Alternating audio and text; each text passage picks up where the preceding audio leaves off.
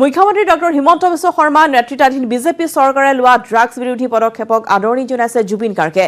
Drugs বিৰোধী অভিযান 10 বছৰ পূৰ্বৰ পৰাই চলিব লাগিছিল বুলিও মন্তব্য কৰিছে জুবিনে। তেওঁ লগতে কয় যে এতিয়াও ড্ৰাগছৰ কবলৰ পৰা ৰক্ষা কৰিব পৰা যাব নতুন প্ৰজন্মক। লাহে লাহে কোভিডৰ পৰা সমাজ মুক্ত হ'ব বুলিও আশা প্ৰকাশ কৰিছে জুবিন গাৰ্গে।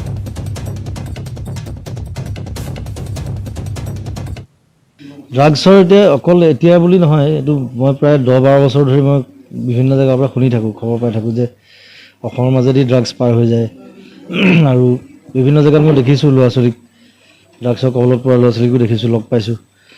চ' এতিয়া নতুনকৈ ড্ৰাগছৰ বিৰুদ্ধে যিটো অভিযান হাতত লৈছে আমাৰ নতুন চৰকাৰে, সেইটো এটা খুব ডাঙৰ পদক্ষেপ বুলি ক'ম মই।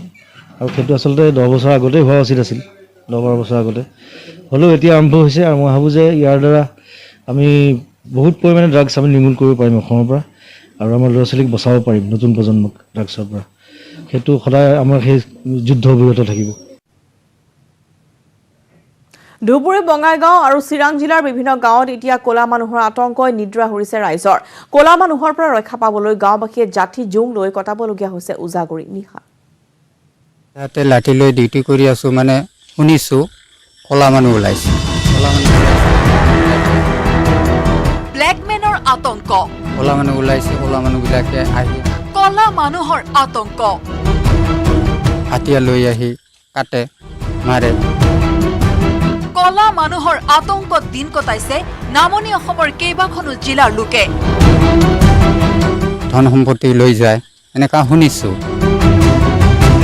ধুবুৰী, বঙাইগাঁও, চিৰাঙৰ বিভিন্ন অঞ্চলত ক'লা মানুহৰ আতংক। সন্ধ্যা হলেই হাতে হাতে টৰ্চ আৰু লাঠি লৈ ৰাজপথলৈ ওলাই আহে বহু যুৱক। ক'লা মানুহৰ পৰা গাঁওখন ৰক্ষা কৰিবলৈ সষ্টম তেওঁলোক। ৰাজ্যৰ এটা প্ৰান্তত উজাগৰি নিশা কটাইছে এছাম মানুহে।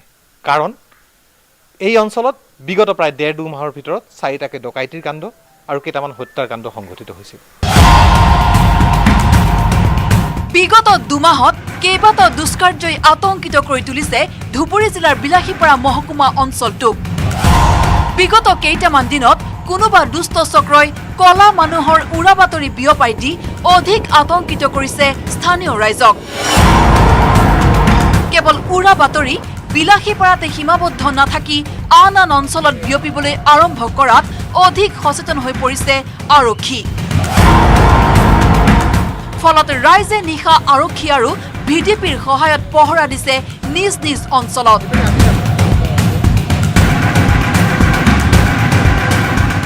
লাষ্ট 2 মান্থছত অলপ এক্সেচিভলি কিবা হৈ আছিল এনেকুৱা বস্তু। কিন্তু ব্লেকমেনৰ যিটো ৰিমাৰ্ছ হয়, এইটো টোটেলি ৰিমাৰ্ছে হয়, এইটো বেলেগ একো নহয়। কাৰণ এনেকুৱা কোনো আমি পোৱা নাই, যিটো পোৱা নাই সেইটো কৈতো লাভ নাই।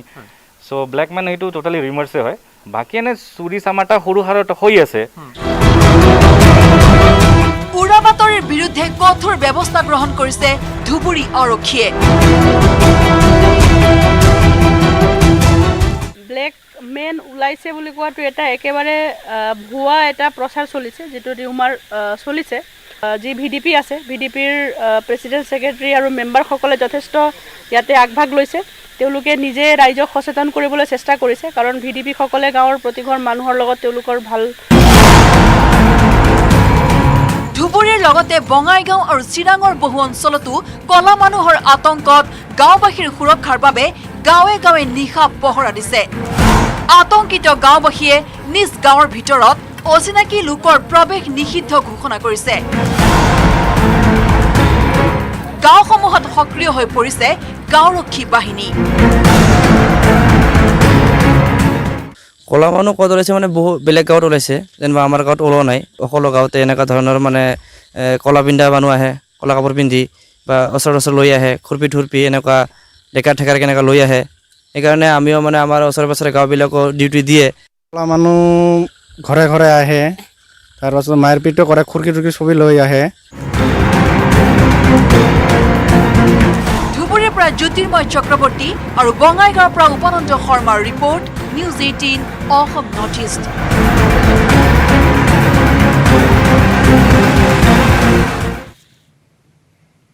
আৰক্ষী চকী নহয় যেন বাইকৰ ডিলাৰহে আৰক্ষী চকীত শাৰী শাৰীকৈ থোৱা গৈছে বাইক আৰু স্কুটি আৰক্ষীয়ে উদ্ধাৰ কৰা চুৰি বাইক স্কুটিৰে এতিয়া ভৰিছে বাগৰি আৰক্ষী চকী এইবাৰ বাইকৰ শ্বৰুমত আকৌ পৰিণত হ'ল কলিয়াবৰ মহকুমাৰ বাগৰি আৰক্ষী চকী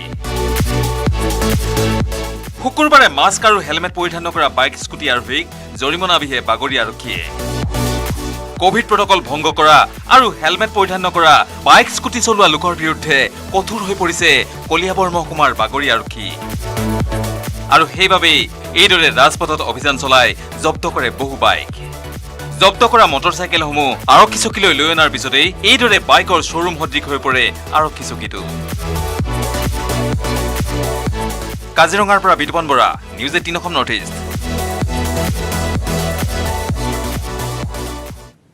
5 দিনৰ পিছত টকিঅত আৰম্ভ হ'ব 32 সংখ্যক অলিম্পিক গেমছ বিশ্বৰ শ্ৰেষ্ঠ ক্ৰীড়া মহাযুদ্ধৰ বাবে ভাৰতৰ কেইবাটাও দল সুকীয়াকৈ টকিঅ অভিমুখে ৰাওনা হৈছে অসমৰ লাভলীনা বৰগোহাঁই গৈ টকিঅত উপস্থিত হৈছেগৈ লাভলীনাৰ সফলতাৰ বাবে আজি বিশেষ স্বাক্ষৰ অভিযান অনুষ্ঠিত কৰে অসম অলিম্পিক সন্থাই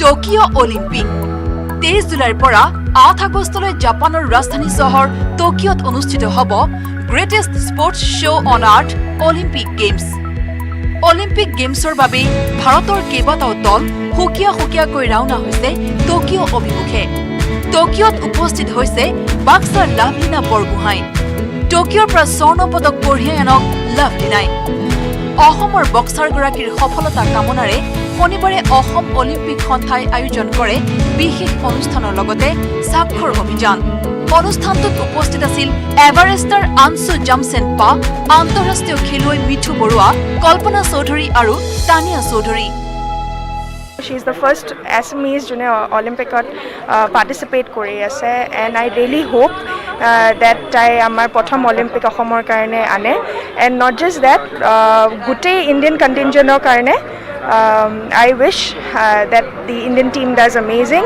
আজি লাভলীনা গৈছে মই ভাবো যে ভগৱানক প্ৰে কৰো যে লাভলীনা মেডেল লৈ হওক অলিম্পিকৰ কাৰণে সেইকাৰণে লাভলীনাক ব্যস্ত প্লাক ক'ব বিচাৰো আৰু ভালকে খেলক ভালকে কষ্ট কৰক আৰু একদম ৰিঙত যিমান নিশ্চয় আছে অল আউট দি কিনি মেডেল এটা লৈ আহক বুলি মই আশা কৰিছো উই আৰ অলৰেডি প্ৰাউড আৰু আমি আশা কৰিছো আমি প্ৰে কৰিম আমাৰ বেষ্ট উইশেছ সদায় তোমাৰ লগত আছে আমি ফিজিক্যালি তাত হ'ব নোৱাৰো বাট স্পিৰিচুৱেলি মেণ্টেলি সব ফালৰ পৰা আমি তাৰ লগত আছো all the best to you boxing ইণ্ডিয়াৰ সচিব প্ৰধান হেমন্ত কলিতা আৰু ভাৰতীয় এথলেটিক্সৰ উপ সভাপতি লক্ষ্য কোঁৱৰো সোমবাৰে টকিঅলৈ ৰাওনা হ'ব অসমৰ ৰাজ্যৰ শুভেচ্ছাৰ চিনস্বৰূপ হিচাপে সকলোৰে স্বাক্ষৰ থকা এখন বিশেষ গামোচা লাভলীনালৈ উপহাৰ হিচাপে লৈ যাব লক্ষ্য কোঁৱৰে অসমৰ যিসকল বৰ্তমান গুৱাহাটীত উপস্থিত থকা আন্তঃৰাষ্ট্ৰীয় খেলুৱৈ আমি তেওঁলোককো সম্বৰ্ধনা জনাইছোঁ আৰু তেওঁলোকৰ স্বাক্ষৰ সম্বলিত আমি দুখন গামোচা এখন গামোচা আমি টকিঅত লাভলীনাক আমি অৰ্পণ কৰিম যাতে তেওঁ উৎসাহিত হয় আৰু এখন গামোচা আমি ভাৰতীয় অলিম্পিক সন্থাৰ এইবাৰ দলটোৰ চিফ দ্য মিছন হিচাপে তাত অংশগ্ৰহণ কৰিছে বীৰেন্দ্ৰ প্ৰসাদ বৈশ্য ডাঙৰীয়াই সমগ্ৰ ভাৰতীয় দলটোকো আমি শুভেচ্ছা জনাবৰ বাবে অসমবাসীৰ হৈ অন্য এখন স্বাক্ষৰ সম্বলিত আমি গামোচা টকিঅত বীৰেন্দ্ৰ প্ৰসাদ বৈশ্য ডাঙৰীয়াক আমি অৰ্পণ কৰিম chief of the mission Birendra Prasad Baishya Lovlina Borgohain Mary Kom আৰু মীৰাবাই চানু ইতিমধ্যে টকিঅত উপস্থিত হৈছে ভাৰতীয় খেলুৱৈসকলে গেমছ ভিলেজত প্ৰৱেশৰ প্ৰাক মুহূৰ্তত হোটেলত 3 দিনৰ বাবে কোৱাৰেণ্টাইনত থাকিব লাগিব বিপুল বৰ্মনৰ report news 18 Assam North east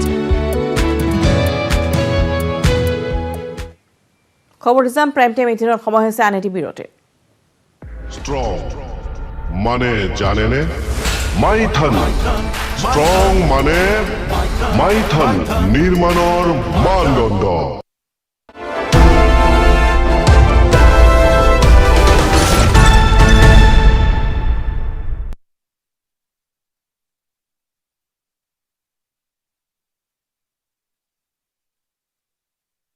মহানুভৱতা দেখুৱাইছে প্ৰাক্তন ক্ৰিকেটাৰ যুৱৰাজ সিঙে ডিব্ৰুগড়স্থিত অসম চিকিৎসা মহাবিদ্যালয়লৈ 100খন অত্যাধুনিক আইচিইউ যুক্ত বিছনা আগবঢ়াব যুৱৰাজ ফাউণ্ডেশ্যনে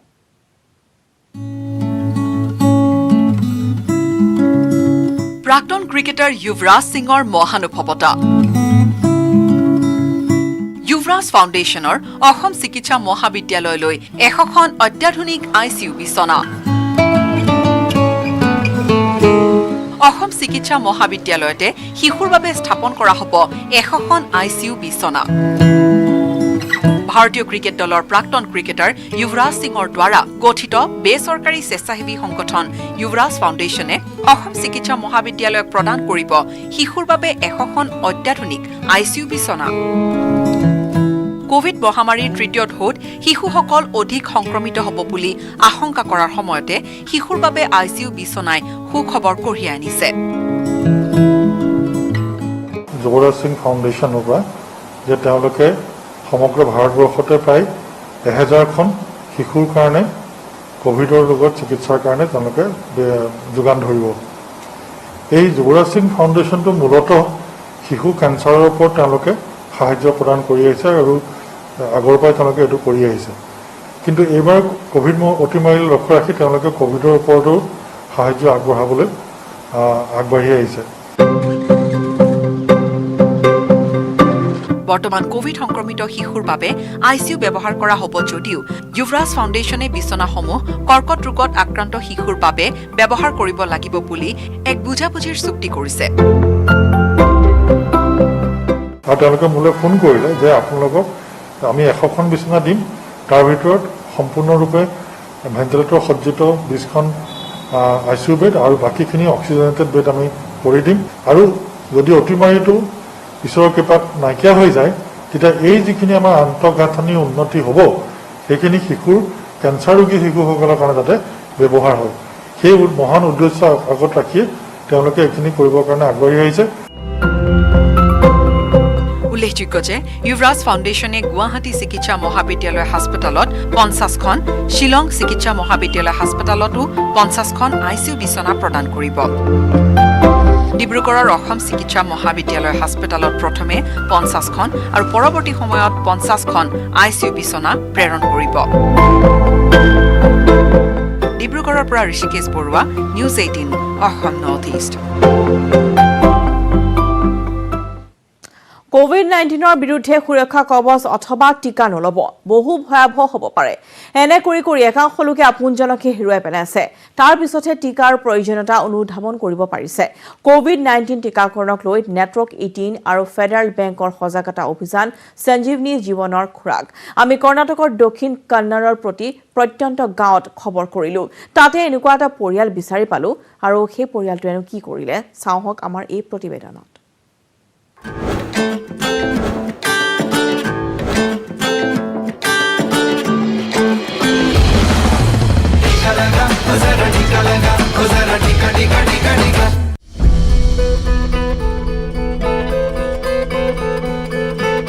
अभी 1 महीना भी नहीं हुआ है, पद्मश्री अब तक सदमे में हैं। उनकी मां Sharada Gowda high blood pressure से पीड़ित थीं। हाल ही में परिवार के 3 सदस्य कोरोना पॉजिटिव हो गए, जिनमें पद्मश्री भी शामिल थीं। 2 हफ्ते बाद पद्मश्री की मां कोरोना से जंग हार गईं। First of all, I never took corona very serious. We are mostly isolated and our most works with the nature. So I thought we are very healthy. My mother is only 51-year-old. So I never thought it can come her and it can kill her. Dubai में काम करने वाले मोहन ने इस बीमारी को गंभीरता से ना लेते हुए भी अपना टीकाकरण करवाया, लेकिन उन्हें इस बात का पछतावा है कि भारत में रह रहे उनके परिवार ने टीकाकरण को गंभीरता से न लेकर इंतजार करने का फैसला किया था। When government was suggesting people to take vaccination, if it took it seriously and if I took my mother into vaccination, we could save her today. So we lost our mother because we didn't. That is the only weapon at the moment what we have to defend against corona. Do you feel regret? Yeah, of course. We feel regret that we didn't take vaccine before. परिवार में हुई मौत ने इनके व्यवहार को बदल दिया। अब सभी मास्क लगा रहे हैं और पूरे परिवार ने टीकाकरण के लिए रजिस्ट्रेशन करवा लिया है। Since we lost our mother, we don't want to lose our father also. Since he's 45 plus, we immediately took him to the vaccination. इनका संदेश बिल्कुल साफ है, देर ना करें, अभी टीका लगवाएं।